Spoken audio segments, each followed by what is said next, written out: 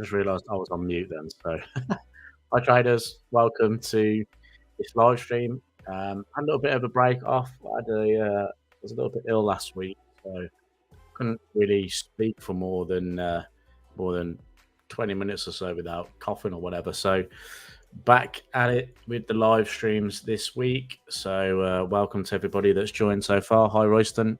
Hope you're doing well, mate. Good afternoon, Vincent. Yeah, I'm doing much better. Doing much better, thank you. Hope you're well too. So, some interesting developments over the markets recently, especially with the price of gold. So, we're going to dive into gold today. I actually haven't updated my currency heat map, so I thought that maybe we could do that together. I can show you how I kind of assess the market for the week ahead and how we can look at opportunities surrounding those markets. Obviously, we've had some dollar data drop this afternoon, so we can take a look at that as well, because that's obviously helping fuel that dollar weakness at the moment, which we're seeing is really helping gold prices at the moment. So we're going to talk a lot about gold today, some of the key areas of interest, how can we potentially catch that move? Sometimes when these markets accelerate like they are, it can be very difficult to try and catch those moves. So this is where sort of risk management and strategies really can kind of help in making some decisions. So see, we've got some other people in as well. Kingsley, good afternoon. Ratish, good afternoon as well. Hope you're both doing well, and welcome to the live stream. So let's just head straight over to gold. I want to talk about gold today because it is sort of moving aggressively to the upside after we kind of breached the $2,085 level. So I'm just going to move this over here so you can see this a little bit better. So when I did the week ahead analysis video, gold was obviously something I wanted to discuss. On the Friday, we had some data out of the US, which came in a bit weaker than expected.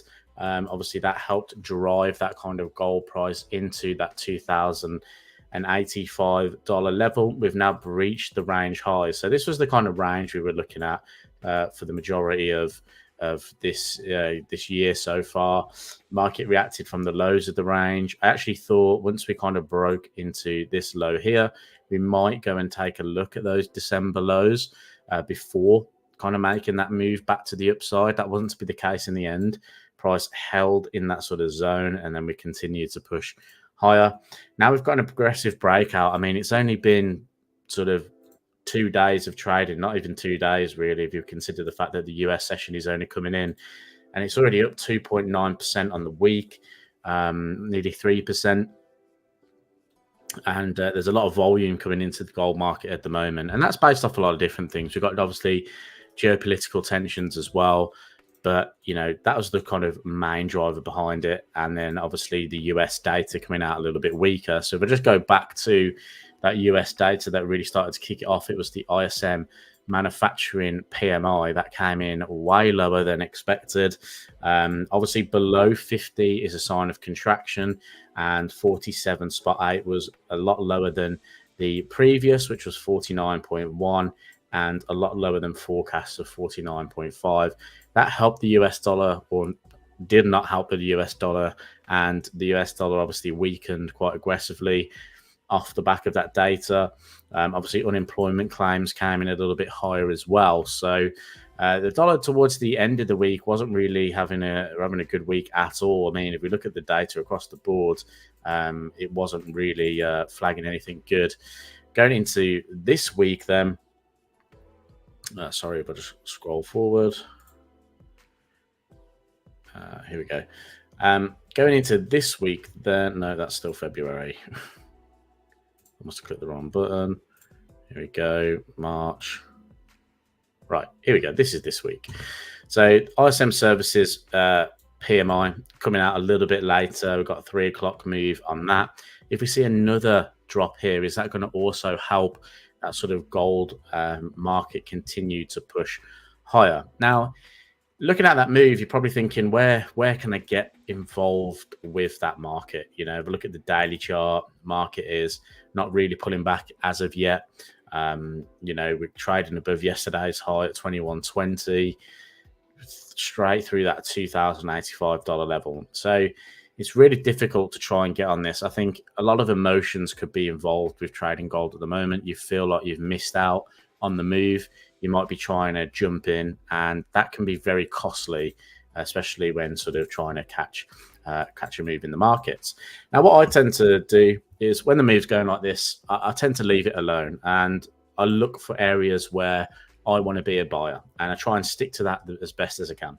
So the one area that I'm looking at the moment, or the two areas that I think could be useful going forward, is this level down in here towards that sort of 2110, 2111. I'm actually going to round that up to 2111. And an area down through here, which is around about that 2088, 2085. Now, the reason why I'm focusing on these two areas is because of volume. Okay, so first of all, I can see that there is an area down through here where there is low volume, and price came up into that $2,085 area, and it consolidated. Now, consolidation is where volume will build up, okay, and then the market will decide where it goes next. Do buyers and sellers think that's fair value? Do they think it's undervalued? Do they think it's overvalued? Well, they obviously felt it was undervalued. That's why we had this breakout. Gold then rushed to the upside. Now, again, you can see that the buyers are starting to sort of flag here at the moment, okay? Or there's at least a lot more selling going on right now. And that's because we're approaching that key area of resistance, okay? Now, the key area of resistance is that high that formed back over here, which was the high that formed on Sunday, the 3rd of December, or the open of the market, where we had that spike up, and it was around about that $2,150 area. And that's where I expect gold to try and make its way towards going forward, that $2,150 point. But like I said, from a risk management point of view, is it worth me trying to buy in here right now? Absolutely not. So if I think of risk, let's just say in terms of normal risk, in terms of, let's say you want to get long in and around this area, where is the safest place to put your stop losses? Okay, your safest place right now, I would say, is below this swing low, right? That formed on the 5th of March, around about that $2,011 area. Okay, so if I was to buy right now, my risk reward ratio isn't great. Okay, it's around about 1.1R. Now, some people might think, yeah, that's brilliant, right? But I like to look at things in risk, and I like to think, well, if I'm going to put an amount of risk on this market, I want it to be the best. I want to try and get the best possible outcome. So my best possible outcome would be to try and get long around that low, to try and target that $2,150 level, and have a reasonable stop loss that can be below this moving average here, below the 50 moving average. If you want to get aggressive, we can try and get it below the swing lows, maybe add a little bit of ATR on there as well. But you can see just by doing that, I've increased my risk reward ratio, because at the end of the day, when we're right, we want to be right, and we want to be right by a good amount, okay? Because when we're wrong, it can help cover those times when we're wrong as well. So we need to always be considerate of what's going on in terms of the sort of trading range here and where our risk reward ratio is. Ideally, I wouldn't even mind if price breached 2111, came down towards the highs at 2085 again. I think if we came into here and gold started to find some support, that'd be a really good area to try and get long. Again, from a risk reward point of view, you can have stop losses around about 2070, and we can try and target 2150, increase that risk reward ratio. So I'm always trying to think of, when a market moves like this, it's great. We can all identify it. I think everybody knows that gold is rallying at the moment. It's in all the headlines. Gold is rallying. Okay, but it's about being smart as well. Where is the best place to put a risk? Now, obviously, the best place to put risk would have been down here in February 14th, where price kind of rebounded from these lows, you know, because we could have had a stop nicely tucked under that 1970 handle, and we could have easily gone and looked to target range highs and held some through this breakout. Okay, but if we're not involved, we're going to have to try and find areas to get involved, but in a safe capacity, okay? And I think this is what I'm working on at the moment. Now, obviously, you could use some intraday market moves, okay? So if I just bring on the session breaks here, one thing that I really like to try and introduce into the market is trying to buy in good value areas. Okay, so I'm just going to bring on a Fibonacci retracement tool here. I'm just going to put on the yesterday's price action. Okay, from the swing low to the swing high. You see, I've got a 50% area on there. Now, I like to, if I'm trying to buy into a market, I think good value is below that 50%. Again, that sort of zone in here would be welcome for an opportunity because you're buying at a lower value. Okay, I can see that the market closed up here. If we were trading down today and we kind of entered this $2,085, then that would have been a really good area to look for an opportunity, I feel. But prices continue to push higher. So again, think about it, risk reward. Where is the safest place to get involved with the market? And it's not here. It's not here right now. Not for me anyway. You might find other ways. The only way I could suggest probably trying to take advantage of a move like this is really going towards lower time frames, like the 5-minute time frame. I mean, I can see here if I was following my 50 moving average strategy today, you could have been long in and around this area. You could have been long here, and you could be long sort of now looking at a breakout of a 50 moving average. But that is just from a strategy point of view. So with strategy, there comes risk anyway. So you're going to be looking at longs in here, stop losses around about the swing lows there. So I think that's in a vulnerable position right now. It's in a very, very vulnerable position. I mean, look at this sort of turnaround that we've had here at the moment. So around about $2,140, we've obviously seen an aggressive seller come in at this point. Okay. So is that aggressive seller going to last, or are we going to see some strong buying again, take out that seller's order and continue to push higher? I would like to see price come lower. I would like to see 21.11. Reason being is, again, risk reward. I would like to be involved with gold, but I want to be involved with gold on a sort of sensible capacity. Okay. But gold obviously rallying higher. We might even breach that 2,150 level. We might even continue the sort of rally higher, especially if this dollar is going to continue to weaken. I mean, we've had a pretty good year so far in terms of gold kind of rallying. First sort of couple of months, we didn't really do anything. We've pretty much ranged, but now we've broken out. Could see quite a significant increase. So I still think like it's a good idea to be involved with gold. In fact, our job as sort of traders and analysts is to identify trending markets. This is the perfect trending market. You've got one right here. Gold is rallying to the upside. Try and take advantage of it, but try and do it in a safe manner. Okay, try and think about risk rather than thinking about the rewards of where gold could go. Very, very similar to Bitcoin. Obviously, Bitcoin has rallied quite aggressively. We'll come on to silver in a minute as well, because I did talk about silver longs down at $22. And I like it even more now. It's broken $23.50. So I actually like this market a lot. I actually think this could hold a lot more value compared to gold, just because if we look at the gold silver ratio, we're kind of holding here at those 90s, and we've got a lot more downside, especially if it kind of stays within this overall range. So I actually like the idea of silver moving higher as well. I've got this kind of zone marked out up here, which I think could be good targets, around about $25.40. So anything in and around there could be quite good. So I'm actually monitoring silver on a day-to-day basis right now. I'm looking to see, do we get any significant pullbacks?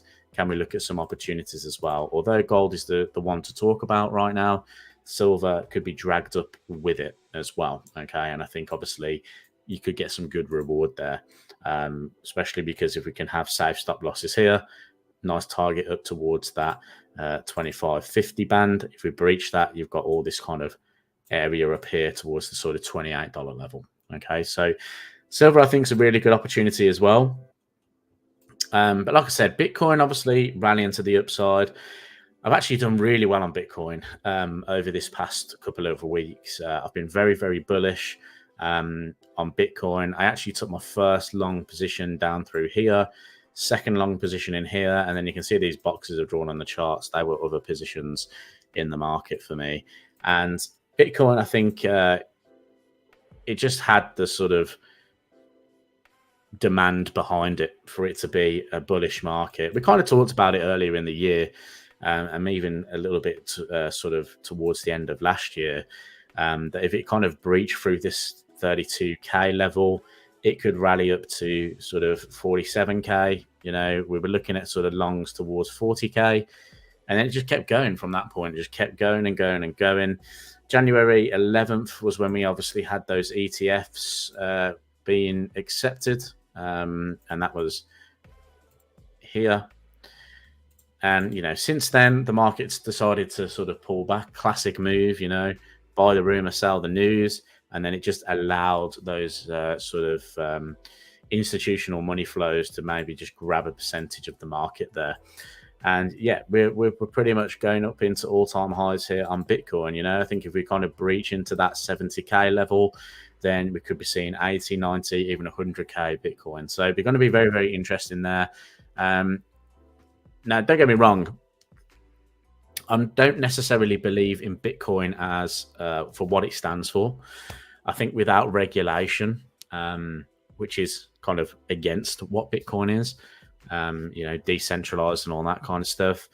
You know, you got to think a bit. I think regulation will see price rally, but obviously, regulation opens it up to particular manipulation from sort of larger funds, right? And whatnot. So there's a catch-22 here with Bitcoin. You know, where's its value really come from? It's come from supply and demand, hasn't it? And that's that essentially.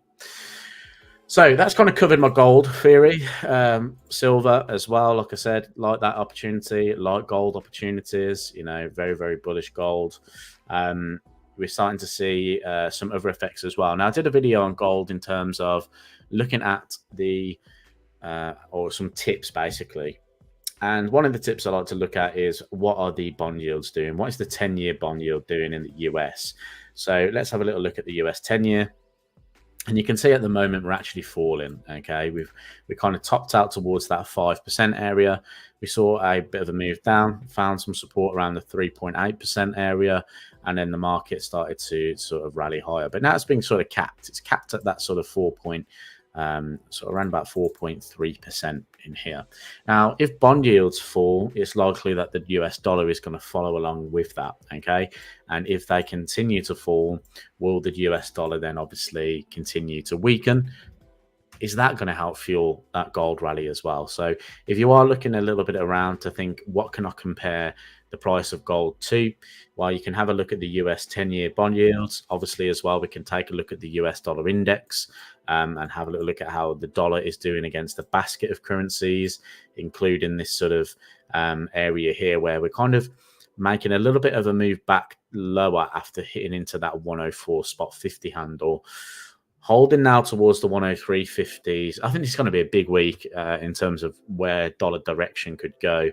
I think if we do start to see that sort of negative data continue to flow, then speculation over whether the Federal Reserve are going to cut rates or hold rates will increase dramatically. I think if we see, let's say the scenario is looking at the data this week, lower services PMI. We've got Fed Chairman Powell testifying this week as well, a couple of days. So that's Wednesday and Thursday. There's any kind of mention in here that the data is supporting the opportunity for the Federal Reserve to cut interest rates, I think that's going to be a big, big problem for the dollar. I think the dollar will fall off the back of that. Big one is going to be non-farm payrolls. Obviously, January's number was pretty big. Okay, the market didn't expect a 353k number. Okay, if you just actually open up this report here, we were expecting 187k. It came in at 353, and the previous was revised from 216 to 333k. So that's why we saw a really hot US dollar at the time. Dollar was very aggressively moving to the upside as well. We had good CPI data as well. I don't think we'll see a big miss like this going into this week. Typically, January is usually meant to show signs of a bit of a slowdown. It's kind of after we've had a sort of Christmas period, and those Christmas sort of temp jobs as well. but it just didn't. We saw big number coming in at 353, and I expect that we'll probably come in more towards forecast this time. So 198k. I think anything above 200k is still fairly good in terms of jobs created in the US. Anything sort of below 200k is usually the threshold of saying, yeah, it's been a bit of a poor number for that month. So I think that we could see an interesting week ahead for the US dollar, because if all this data starts to come out a little bit sort of weaker or missing those forecasts to the downside, then that dollar weakness could really start to flow into the market, and we could see a breach of 103.50, which could mean a move lower. Now, one market that I quite like is Euro US dollar. I actually like the idea of being long Euro dollar. Now, we have got the ECB coming up this week as well. So again, it's a very big week in the markets. 4.5% expected for a hold. So, if they hold rates and then the US start talking about cutting rates, we obviously thought the ECB would be the first to cut rates. It could obviously give this little bit of a difference in what the central bank speeches may be, and we could see a little bit more upside to euro dollar. Now, coming from a sort of currency strength point of view, I haven't actually filled in my currency heat map yet, so I thought that maybe we could do that together. If that's something you are interested in, let me know in the chat box. Sorry, I've been ranting on for 22 minutes. I've just realized. Let me know what you guys are up to as well. Let me know what kind of markets you want to see. I think there's going to be some good opportunities this week. I think the Australian dollar could be a little bit of a weaker currency. We could try and navigate that one against the likes of the pound. I think could be a good one. Pound Aussie long maybe.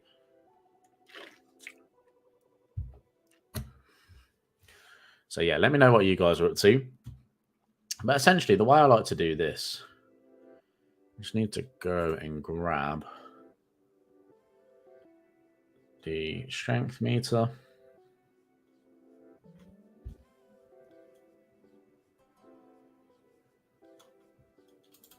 Maybe I can find it. I always lose track of it on my desktop. So here we go.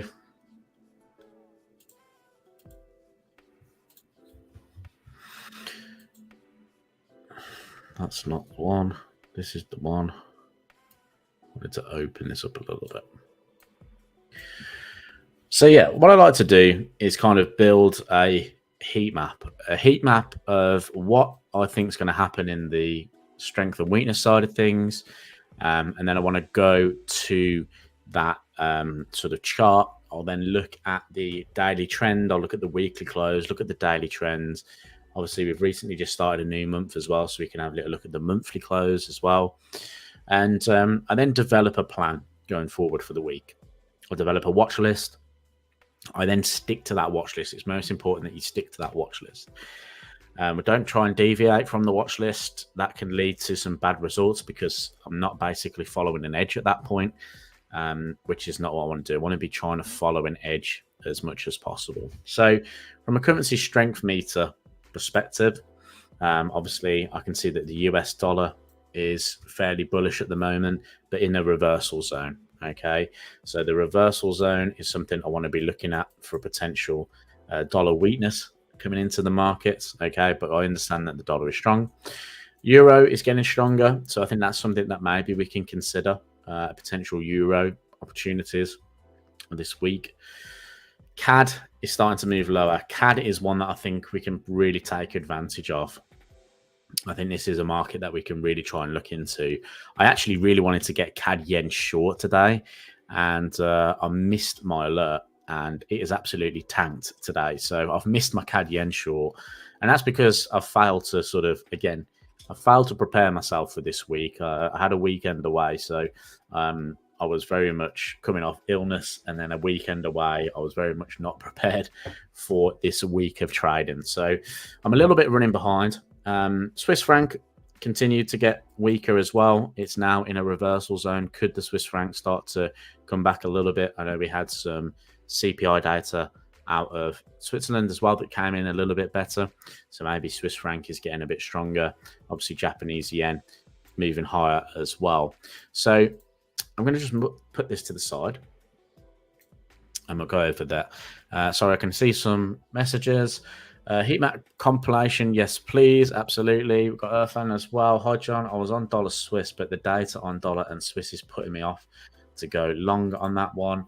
Yeah, I actually think dollar Swiss now might not be one to look at. You can see here I've actually put dollar Swiss range. That's because I could see at the time that the Swiss franc was getting a little bit supported going into last week, and I like the idea of dollar kind of still holding. Um, so I actually put that as a market I wasn't particularly interested in, but we can take a look at that today. Absolutely. I don't actually know where dollar Swiss is positioned right now. Let's have a quick flick over to it. Yeah, I mean, look at that. Monthly was bullish, so you would be expecting another bullish month, right? Um, Weekly was bullish as well. The only thing I would say is we're kind of holding there, aren't we? We're not really progressing anywhere at the moment. I think, yeah, you're right. I think in terms of when you're saying data's putting you off, I think you've got good reason for that because the market's not really doing anything. It's kind of going sideways. I did like the idea of longs down towards this area here. I actually had an alert at 87.70 and it didn't trigger. So you can see there I had this kind of box marked out. It didn't trigger. Price did rally up to where I would have targeted at 88.80. But yeah, didn't get involved because my alert didn't go off. So cancel that alert now.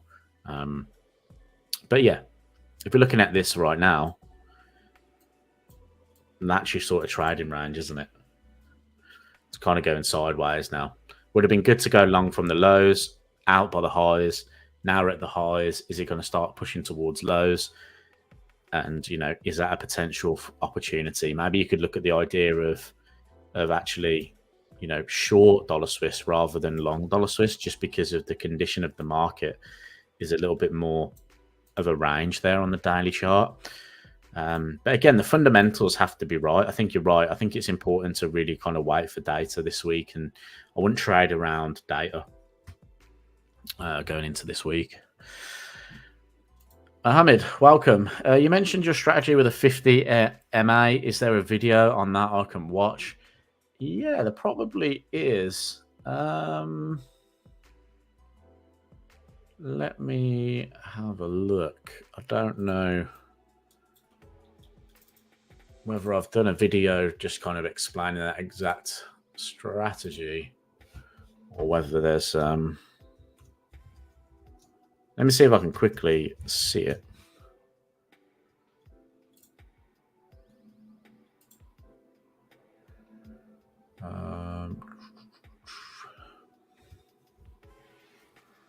I mean, I did do a video yesterday about the trading competition where I showed the moving average strategy, but let's have a quick look.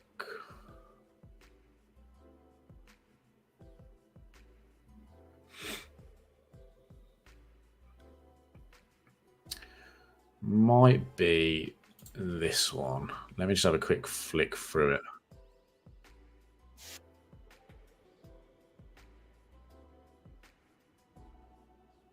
I've got loads of videos showing the trading with the trend and trading with the 50 MA and things like that. So this might be the one. Let me just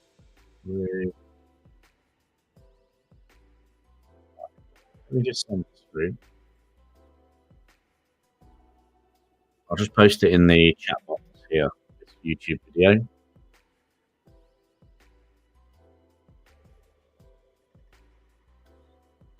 So you can see that it might be on there. I can see that I've got a daily chart there and a 1 hour chart with the 50 and the 200 moving average on it. So it looks like that's the one.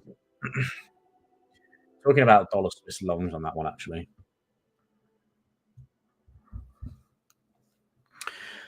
France, I closed with a small position with a small profit. Yeah, I mean, I think that's absolutely fine. I'm more than happy to close a position if I'm not comfortable in it anymore. I don't know what the data's going to do. I actually did that in the trading competition that I did recently. I was long euro dollar going into the FOMC meeting minutes. The FOMC meeting minutes happened, price action happened, price action closed below a high, and I was long, and I didn't feel comfortable being in the position anymore. So I exited the position, and at least the money was in the bank then, and not me having to worry about if that market is going to continue to push higher or if it's going to move back to the downside. I think sometimes taking the pressure off by getting out of a market can be helpful. Um, Vincent, I'm long Aussie CAD from 88.15, stop loss 0 spot 88. Okay, we'll come back onto that because Aussie CAD might or might not be in this, but I'll take a look at it. Yeah, so let's do a little bit of currency heat map work. Let's try and do this. I think this will help. This will obviously organize me as well for the week. So I'm using you guys to help me to kind of formulate my plan for this week. So I hope you don't mind. So yeah, basically what I do is I look at the sort of weekly change here. I can see my currency strength and weakness shortly in there. I've obviously got the currency strength meter as well that I can call upon to have a little look visually just to kind of help me there as well. But essentially what I've got is I've got all the currency pairs here. Okay, I've got all the currency pairs here, bar a couple of them. I think Swiss yen isn't on here, and I think Aussie Kiwi isn't on here. So, those are two markets that I don't tend to trade that much, although I have been quite active in Swiss yen, so I might have to add it. But essentially, I look at this and I try and give myself opportunities. So if I'm just looking at this really quickly, if I just do a sort of long and short sort of area here, we can say that we want to be long euro. I want to be long yen potentially as well. And there is potential for, I'm going to put reversal over here. Okay. So yeah, I'd say those two are the ones that I'm looking for long ideas on. So euro and yen. The ones that I'm looking for reversal. So the dollar at the moment is technically bullish, but in a reversal. Okay. So I like to put bullish / reversal. Okay. That's my kind of thing that I like to use. And that is for the US dollar. Okay. So I like to just give it a little sort of thing there. The other market that I like on the short side then is CAD. I like CAD on the short side. So anything short CAD, quite happy with at the moment. Swiss franc as well. But the Swiss franc is obviously in a little bit of a reversal zone as well. Okay. So again, looking for long potential reversal there. Okay. So yeah, bearish reversal potentially and long reversal, but can stand for bullish as well. But ultimately, Euro CAD, Euro Swiss could be something that we look at immediately. CAD yen as well, Euro CAD. Okay, so those are the markets that stand out to me immediately. So what I do is I'll go and grab this sort of green marker here, and I'll go to those ones first. Okay, so Euro CAD, I'm going to go over to Euro CAD, which is here. I'm going to put a little marker on that. And first of all, I need to kind of clear everything out. Otherwise, I'll start a week fresh. Okay. Also clear all these out as well because I don't want to bias necessarily going into the week, right? I don't want any kind of biases. I don't want what I've written before to be sort of detrimental to what's going into the week ahead. The only reason I say that is because quite often I could leave something in just thinking that it could do something rather than just, what is statistically could work for me. And, that's what this game's about, really. It's about being statistically right. So what I like to do, like I said, I'm going to go to EuroCAD.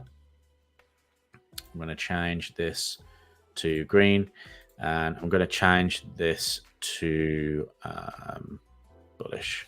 Okay, so I'm going to actually grab that Kiwi CAD on there, bullish in here. Euro Swiss as well, I like the idea of as well. So I'm going to turn that to bullish.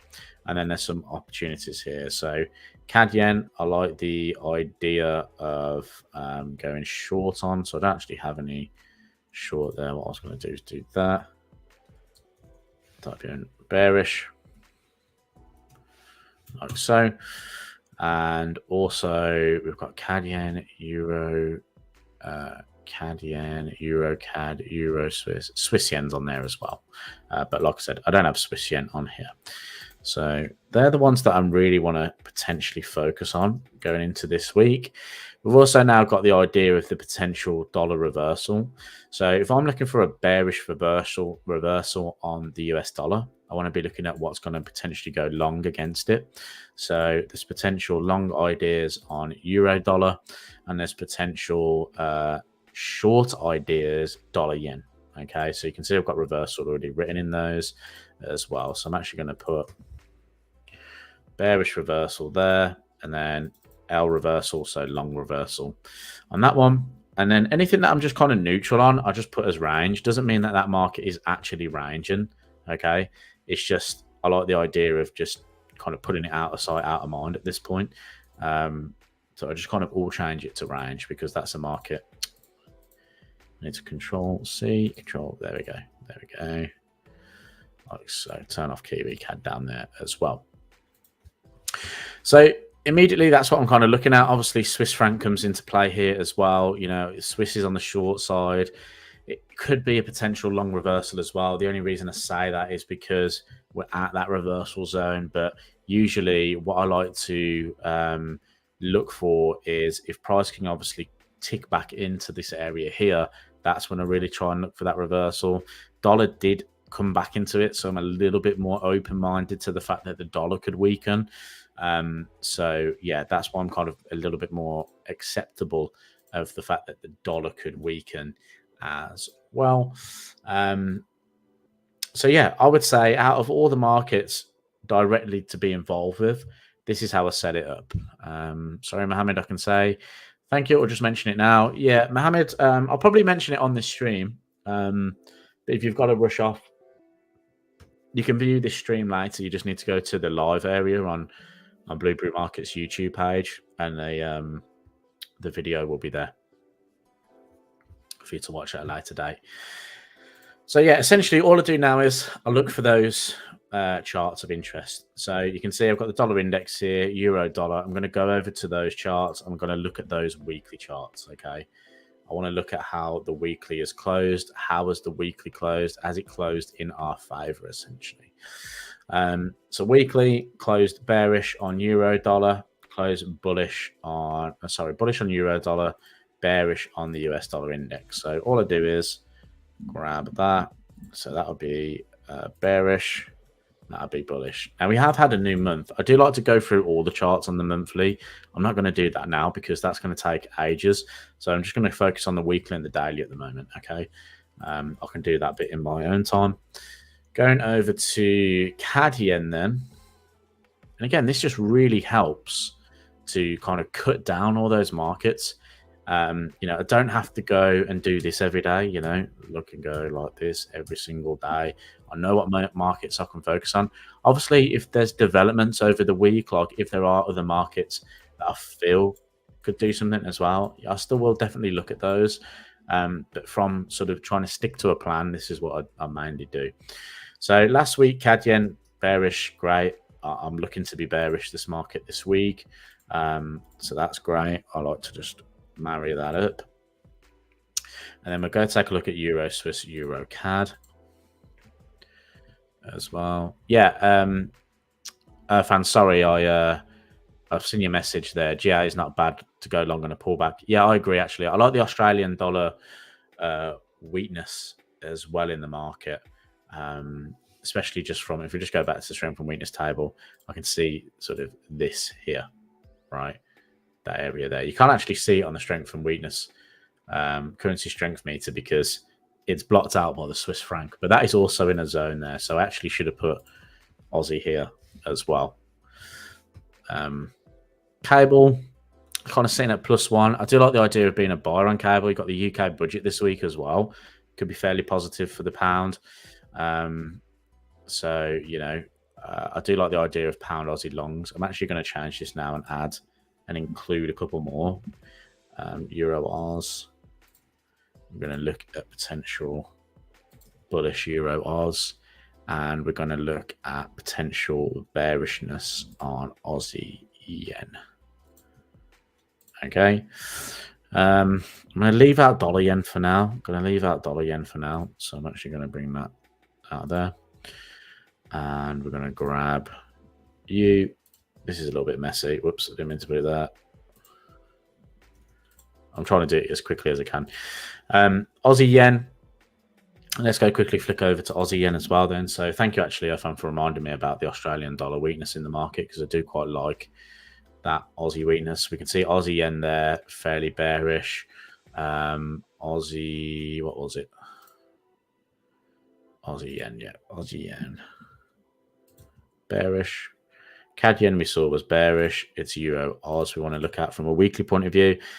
And like I said, this is the boring part, right? This is probably the part where you think, oh, got to do this. This is where I would say this is where the action for the week is made for you. Okay, you want to be. It's all about the preparation for me. All about the preparation. You want to know what you're doing every single day on the market, and being prepared is only going to help you going forward, especially when you put yourself in positions where, like I did in the previous video about being in a competition scenario. I was able to lean on this in what many traders would see, or many sort of people, retail traders trying to get into these challenges as a stressful period. You think of these prop firms and you think, well, you've got challenges to pass initially to get into capital, right? Sometimes there are two challenges you've got to beat. You've got to beat the first challenge to say that you can do it, and then you've got to do the second challenge to say that you're consistent at being able to do it, and before you get the capital. And I think if you can lean on something that will help you consistently, then that's only a good thing. And I think preparation is one of those. I think it'd be very easy to step into a market, press buy and sell, and not really know what's going on. It's actually too easy to do that. From my point of view, you should be at least sort of done your work before you even get to those charts. And this is what I like to do here. Euro Swiss is suggesting that we be buyers. Okay. And now we can come to a lot of these markets in a moment and just be like, no, that's not the one. And then I'll take them off the list. But all I'm doing right now is I'm narrowing down some of the markets that I want to take a look at going into this week. Euro CAD is bullish, and that's about it. Okay, so those are the markets I'm going to focus on. Now, I've got this section here. So you can see it says 200 DMA. That's basically 200 daily moving average. I've got momentum then, plus to minus, daily trend, and the daily phase. So this is where I try and understand where the higher time frame market is going.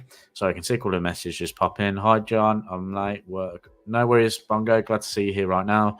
And yeah, so all I do then is I go over and I have a little look at the sort of momentum in the markets. Okay, so let's start on Euro US dollar. Okay, we'll go all the way back up to Euro US dollar. I like to do it in order. And I look at how price is reflected to the 200 moving average on a daily chart. Okay, so the 200 moving average is the blue line. I'm going to actually turn that to a different color so you can actually see that. Let's actually make this one yellow, and then I'll hide the 50 MA. Okay, so how do I use or interpret this? Well, I can see that there's the 200 MA. And I try and keep it super simple. Price is above it, okay? Price is above it at the moment. Whether it stays above it, I don't know. But as of so that was Monday. As of Friday, we're above that moving average, okay?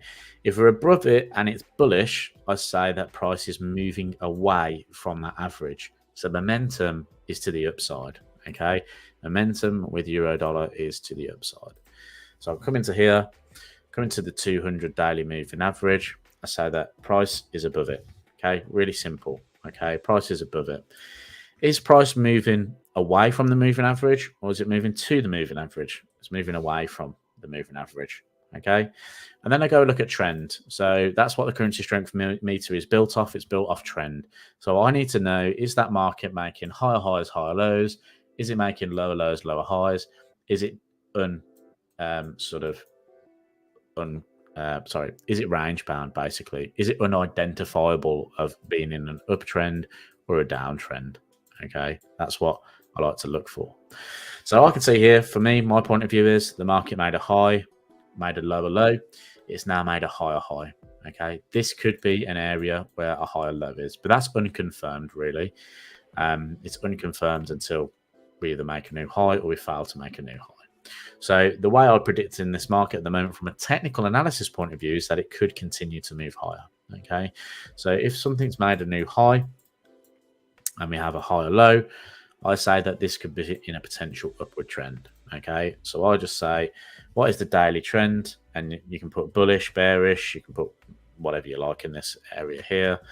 I'm going to just put bullish.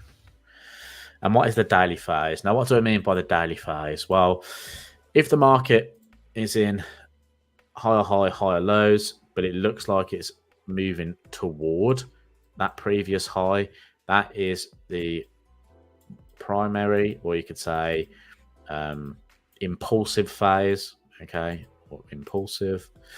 And if it was pulling back, you could say it was secondary. Okay, or you could say that it's in a retracement. Okay, now why is that important? Well, it's important to understand what type of market environment I'm working within in that market. If I want to be bullish euro dollar, but we're in a secondary phase or in a retracement phase, why would I want to be looking for longs at that point? I need to know when that changes from being into that sort of secondary phase, being into the bullish phase. So like here, Friday, I would have looked at the close of the market and said, well, is that now the change where we're going to be moving into a bullish phase? And can I get long? Can I get long Monday? That's what I'd be looking at there. So I just call that. Okay. And I've just realized I've done that all on US dollar. You can tell that my brain's not with it recently. There we go. So essentially all I do then is I look at the Monday close. So Monday was bullish. That could potentially set me up going into Tuesday if I'm expecting the market to remain bullish. What I'll do is I'll then go and look at the strategy. So for Mohammed here, what I would look at in terms of strategy at this point is I've got everything ticked on my list here. Technically, I'm looking for long reversals on euro US dollar. My weekly chart was bullish. My daily 200 moving average, I can see prices above it. The momentum is away, so I want to be looking at bullish opportunities. Daily trend is bullish. Daily phase is in a primary. I want to be a buyer, okay? So going to euro dollar, and the way I set this up is I want to see the market make higher highs, higher lows, right? So if I go onto an hourly chart, and I'm just going to bring that 50 moving average back in right now. Okay, actually, I'm going to take these off. Let me put my take all of these off. Go indicators, exponential moving average is what you want. And I'm going to go, we'll go with 50. Kind of hanging on as well here for the data drop, guys. I'm just want to see how that data drop forms. And the 200, I'm going to make that one yellow. Okay. So all I'd be looking at is, where's yesterday's price action? Yesterday's price action is contained here between these two blue dotted lines, those session breaks there. First thing I want to do is identify where in the market we are in terms of yesterday's price action. So I'll grab a Fibonacci retracement tool and I'll place it from the swing low up to the swing high. Okay. The reason to do that is because I want to only really be looking for longs potentially in this area here. From a risk reward point of view, if I'm intraday trading long gold or trying to get in on a lower time frame, euro dollar, where am I going to be putting my stop losses? Okay, think about my stop loss. My stop loss wants to go either below yesterday's low or ATR of yesterday's low or anything that can be in a safe place. But in theory, I want to be below this low if I'm trading from a sort of lower time frame point of view. The secondary part of this is identifying where those lows are, because I want to be long from lows, short from highs. I can see that there is a low that has formed in here. I can see that the low could actually transpire and kind of go towards that wick low in there. So I would say within that 50% retracement area, there is a zone down towards this 1.0842 where I would consider it being a good area of value. Okay, that's what I'm looking at. So in theory, I want to be potentially long around this area here. Now, depending on how aggressive you want to be with your stop losses, you can be below yesterday's low. Okay, because in theory, price shouldn't want to make a new low if it's going to continue to move higher. So I would be wrong at that point. Stop losses can be below the 200 moving average, and I can look to go and target yesterday's high. So that's 1.9R, or go and target an area of resistance, which could be up at that 1.27 extension. The bonus to that is price trading above the 50 MA. Okay. I like to be a buyer if price can close above the 50 MA, just because in theory, price is, again, the momentum is with the market, it's bullish. Now, just to kind of show you an example of that, this is where it got long last week, right? Price was consolidating. Okay. It made a new high above key resistance, right? It pulled back. You can see the 50 and the 200 moving average here. Price is above the 50 MA. What happens? It continues to push higher. Okay. Now I'll just go and test that yourself. Go and have a little look back at that. But you'll find that if you look at trended environments and price being below the 50 MA can lead to some expansive moves. It works really good on pound pairs. Actually, pound pairs, it kind of works really well on. But that's how I kind of set myself up for the day. So I'd be looking at this area down through here as an area where I want to be a buyer. If price closes above the 50 MA, I could be looking for longs, essentially. Okay, that's the way I'd set myself up.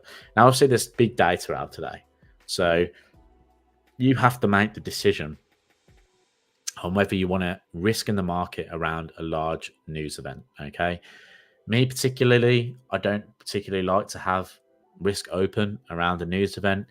That is because anything can happen. Okay, and you'll find that if you are running sort of prop accounts and things like that, they might be funny with you holding positions open on sort of red folder events. Okay, so you're kind of prepping yourself for that as well. You're prepping yourself for the fact that that rule there could keep you out of a position here.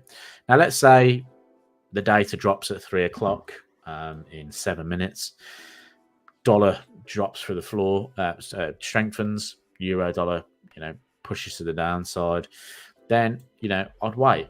I'd wait to see what happens. I'd wait to see if price then closes back within my zone. That could be a bit of a false breakout pattern in here. Or I'd look to see if, does it drive back down towards these lows? Am I looking at opportunities at range lows? Okay. You also have to be at a position where if you are wrong, where am I really wrong? Okay. So if I'm saying I want to be long euro dollar, where does that situation change? And for me, it will change below 1.0800. If we get below that and we hold below 1.0800, then my bias is wrong at that point. And you've got to be expected that you're going to be wrong. Okay. You've got to expect the fact that you might be wrong. Okay. Because that's what brings the element of risk in risk management involved.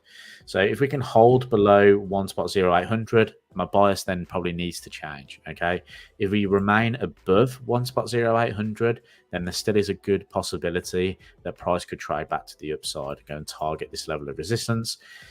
I'll worry about if we break that resistance. I'll worry about levels after that. They're easy to find. But that's what I'm kind of looking at going into this week with regards to euro dollar. Does that make sense? Hopefully that makes sense. But that is essentially my system in a nutshell when it comes to trend analysis. It will be, or swing trading in general. I'll be looking at strength and weakness. That can obviously come with some fundamentals as well in the background of that. I'll then identify the currency pairs to trade. After I've identified the currency pairs to trade, I'll go to take a look at the higher time frame price action. What is that suggesting? Let's say I came to euro dollar and it was telling me to be bullish, but all we saw was this downside, right? Then I wouldn't necessarily be looking for long opportunities. Okay, I wouldn't necessarily be looking for long opportunities at that point. I want the conditions to be met. Okay, now that may require some patience, but I think that's how you survive in this game, is by having a little bit of patience with the setup.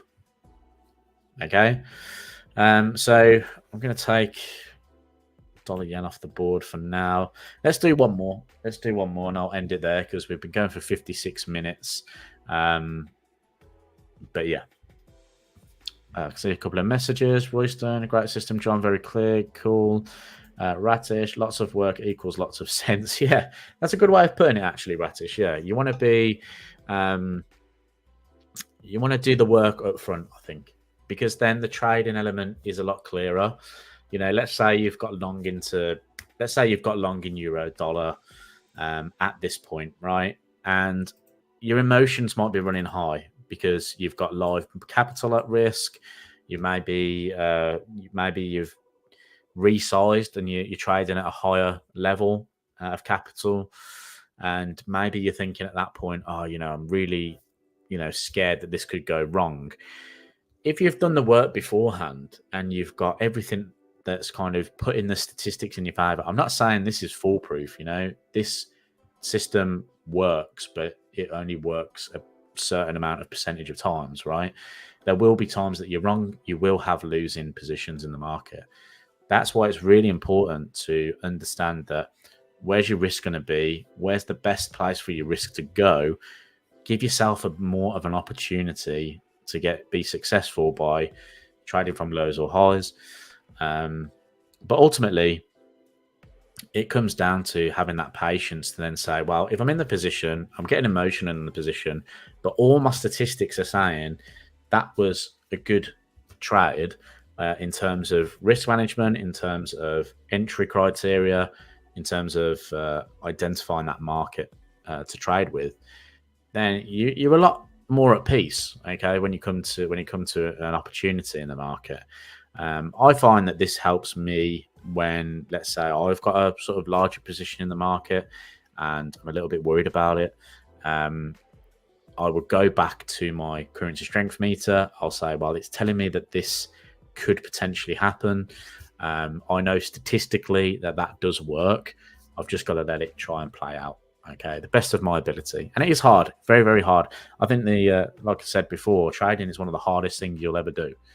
But it's not hard in terms of being able to trade, because anyone can click a button, anyone can buy and sell a currency and be right. You could probably roll a dice and trade with that. I know a guy who trades with moon cycles, and that works, right? It's the ability to be in a position that's working out, and it's been in the ability to hold that position as it continues to work out for you. That's where the money is made. That is where the money is made. Bongo, my struggle is identifying currency pairs to trade with. Yeah, just I would say, if that is your struggle, go back on the week ahead analysis videos where I show the strength meter, and just have a look at the ones that could potentially reverse. I always look at this and show people, look at where they reverse in the market. So we can take a couple of examples here. I think one of the most recent examples is this one, right? You've got yen, which is the white line, okay, and that has obviously weakened very significantly. I can see that some data has dropped and the market has moved. So I don't know what's happened there. Euro dollar has sort of moved higher. Sorry, guys. Let me just quickly have a little look at that data that's dropped. 52.6. So that's still expansion, but at a slower rate than what was expected. So more sort of dollar weak data at the moment.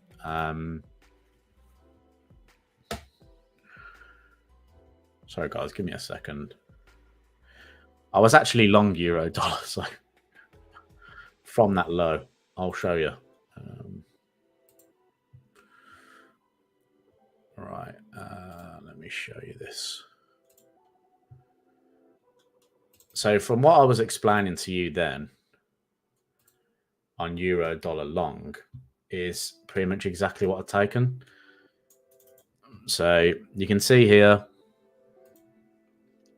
euro dollar H1 at the top.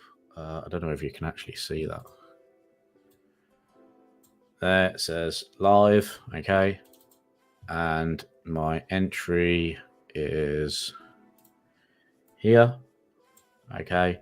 Below that 50% area, 50 MA, okay. I actually traded this on a 15-minute time frame, so I actually got in on a lower time frame here. There was a little double bottom here earlier in the day. I was expecting price to try and aim for the previous day's highs because I want to be bullish. Okay, euro dollar was the only one I actually did analysis on this week. My stop loss was below this low, this daily low, and that was my target. Okay, so it's around about a 1.8R move in there. Okay, hopefully you can see that clearly. Okay, so that move just in there, you can just see the trade tracker. Just about. My background is probably not helping. Let's see if I can change the background so I can show you. Background. Don't like that one. Don't like that one. Okay, if I go sort of a beige color, you can see the trade tracker on the screen. Okay. So that was essentially that move here that we were talking about. Okay, identify the currency strength from the table. Okay, my currency heat map. But then we've done the work from the higher time frame. Now, data's obviously come out. Data's going to come out throughout the week. Like I said, I don't usually like to hold around data. Don't like to trade around data, but I actually traded this earlier today. So what time was that? Around 8 a.m. is when I got into that market. Because that's where I expected price to sort of move towards. Okay, but all the work is done here before we then get to here. We then look at opportunities below the 50% level and areas of lows. Okay, because my idea is that buyers are getting in here, buyers are getting in here, buyers are getting in here. Are they going to defend that level? Okay, or are they going to give up? So, you know, it just so happens that they defended the level. News has come out and it's pushed into those targets for us. Okay, that makes sense, guys. Sorry, I just thought I'd flick over to that because it was happening right in front of me. So I thought I might as well explain that to you while I'm looking at it. I want to go back to my old settings now.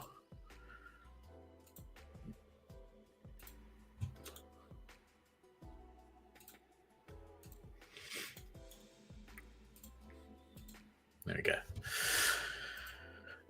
Yeah, so hopefully that made sense. Right, so where was I when I was explaining that? Okay, yeah, so I was on the currency strength meter.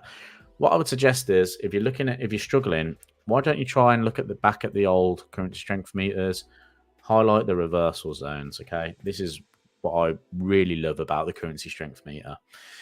Now, I can see here just an example, just because it stands out clearly, around about when that date is. Is that 15th of January 2024 is when dollar and yen crossed over, okay? And the dollar was in this reversal zone, okay? And obviously dollar rallied to the upside, yen stayed fairly flat, okay? So around about the 15th of January 2024, you want to be looking at potential long ideas, dollar yen, okay? So if we go to dollar yen, if it will load up for me. Here we go. Pound rallied. Nice. Bet gold has taken off as well. A little bit. All right, let's go to dollar yen. Let's go to the daily chart And let's look at the 15th of January. 15th of Jan is here. Okay. So the currency strength meter has been telling you to be long dollar yen since the 15th of January. So I would have come to that market. I would have looked at how the market shaped up. So this is a daily chart. We're above the 200 moving average, which is the red line, the yellow line.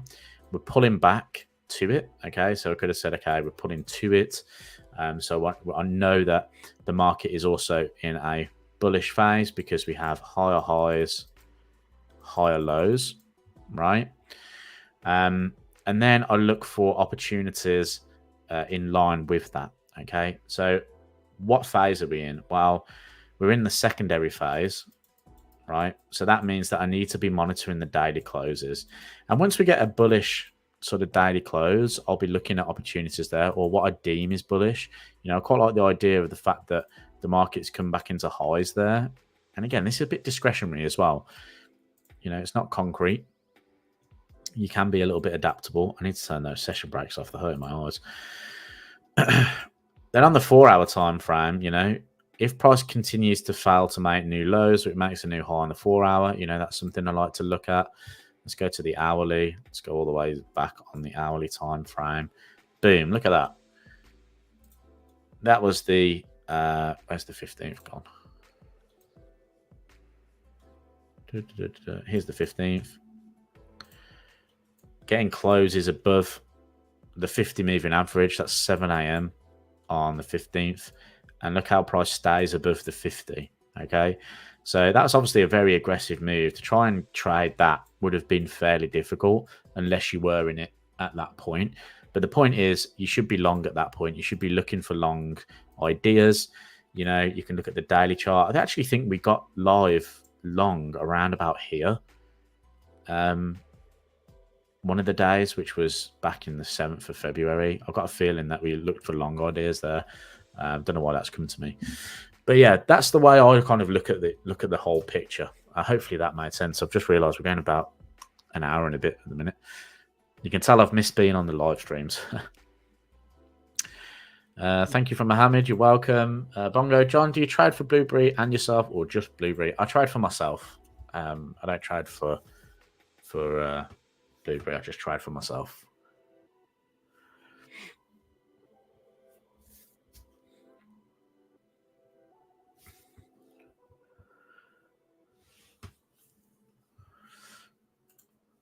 Okay. All right then, guys. I think we're going to leave it there. That's obviously a longer stream than I thought I would do. Obviously, we were looking at, just to kind of recap, we were looking at sort of gold and the sort of potential for gold to reach that 2150. Just be careful. That market is rallying aggressively. I would be looking at areas for pullbacks. Remember, trading is about risk, and where the best opportunities for you to place your risk to maximize your reward. Okay. At the moment, that's a very difficult thing to do. Silver could be a good alternative to that, breaching that $23.50 area. You've got highs in here at $24.50. So if we can see a bit of a pullback, $24.50's first target, second target is $25.50. Obviously, Bitcoin as well. You can jump on that train if you wish to do so. In terms of that market is very bullish. Again, though, think about it. Where is the risk reward ratio on that? We're at all-time highs. I think price can break through it, but I'd be very sort of careful around these highs right now because we've reached those highs. Bitcoin will be in the media today. I guarantee if I don't hear it on a mainstream news tonight, I'd be very surprised about that. But yeah, in terms of currency strength and weakness, I'm going to do some more developments here. If you want to see this posted on a regular basis, I also post it in the VIP market, Blueberry Markets trading room. Anybody who's a Blueberry Markets client that has $200 deposited can join this. We have lots of analysts within here doing market analysis on a daily basis. I've got my own channel in here as well where I mainly post sort of videos. I do post the currency strength meter in here and the currency and the sort of charts to watch. I haven't updated it this week, but I do post it in there. So that will be in there. You've also got Warren's insights as well. Warren really good at talking about sort of stock indices. So if you're interested in that, feel free to come over and have a look at that. Also done a big write up on gold recently, which has been pretty cool. Yeah, sorry, questions just flying through. Ratish, thanks a ton. Hope you'll fully recover shortly. Thank you, Ratish. I appreciate that. And thank you for being a part of the stream today. Royston, one question, John. How is the strength meter connected to the heat map, the graph? It's connected just by this table here. Okay, so the strength meter, basically, I look at the currency strength meter to identify what's strong, what's weak, and what's at those reversal points, and then I place it in this area here. So you could, in theory, go through every single currency pair and identify how the currency strength meter relates to that. I try and look at some ones that are just basically, clear cut. Okay, so that's why I created this little table over here today, just to kind of make it simpler, just to plot in there. Okay, then I just plot it in there, and that's how the currency strength meter relates to the currency heat map. Hopefully that makes sense, Royston. Vincent, what about those trading for prop firms using Blueberry? Can they join the VIP group? That is a great question, Vincent. I know that potentially Blueberry are not working with prop firms. I don't know the details. Honestly, I don't know the details around how that relationship's working now with Blueberry. I can try and find out for you and find out and let you know either in the next stream, or what I would say is, if you've got that question and you using a prop firm with Blueberry at the moment, hit up your account manager and they'll be able to sort you out. That's the best sort of the best I can tell you right now. I don't know enough details about that, to be honest. But yeah, I'd speak to them, make sure that you're all good, and then if speak to them about accessing the VIP group as well. Like I said, there's lots of information in there. Really good really good source of information as well. Right, guys, I'm gonna leave it there. Thank you, everybody that joined. I really appreciate it. And thanks for everybody who asked questions. So, Royston, Vincent, Kingsley, Ratish, Irfan, Mohammed, thank you very much. Bongo as well, joining later. I really appreciate that as well. I hope I answered all your questions today. And if you do have any more questions, then you can either join the VIP trading group, DM me directly, or you can hold out for the next live stream. So, thank you, guys. And I will speak to you on Thursday. Cheers.